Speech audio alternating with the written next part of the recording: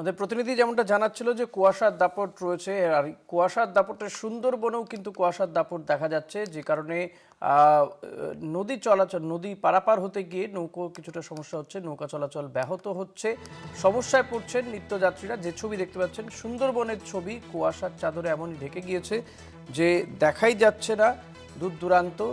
Rail চলাচলও কিছুটা বিঘ্নিত হয়েছে, ধীর গতিতে চলছে, দৃশ্যমানতা কম থাকাতে নৌকো চলাচল ব্যাহত, সমস্যায় নিত্যযাত্রীরা।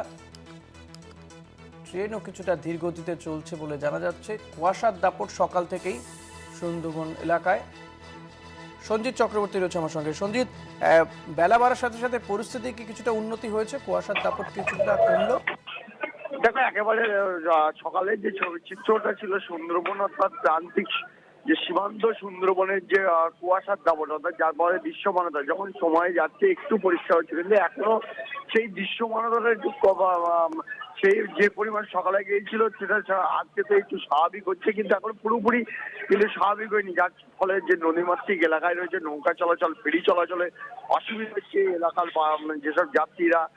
বিশেষ করে আজকে রবিবারের দিন বিভিন্ন সময়ে কিন্তু যাত্রীরা আছে, বিভিন্ন সরকারি পরীক্ষা রয়েছে, সেই পরীক্ষা মধ্য দিয়ে কিন্তু আজকে যে সকাল থেকে যে ছবিটা দেখা গেছে যে সুন্দরবনের বিভিন্ন জায়গায় যে নদীমাতৃক এলাকাতে যে যে ছবি অর্থাৎ নৌকায় বিভিন্ন জায়গায় দ্বীপ অঞ্চল রয়েছে, সন্দেশখালী, হিঙ্গলগঞ্জ এবং মিনাখা সহ একাধিক ব্লক যে রয়েছে নদীমাতৃক এলাকায়, সেখানে কিন্তু নৌকা চলাচল যথেষ্ট সকাল থেকে বিঘ্নিত হয়েছে এবং বেলা বাড়ার সঙ্গে সঙ্গে একটু স্বাভাবিক হলেও কিন্তু পুরোপুরি স্বাভাবিক হয়নি।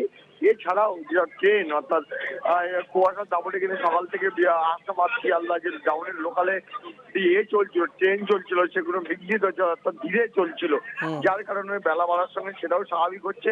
এখনো পর্যন্ত কিন্তু কুয়াশার দাপট রয়েছে বিভিন্ন জায়গায়, সেটাকে কাটিয়ে উঠে যাতে যান চলাচল স্বাভাবিক হয় সেটা এখন বেলা বাড়ার সঙ্গে সঙ্গে সেই ছবি উঠে আসবে বলে মনে করা হচ্ছে। ধন্যবাদ সঞ্জিত। কথা বলছিলাম প্রতিনিধি সঞ্জিত চক্রবর্তীর সঙ্গে।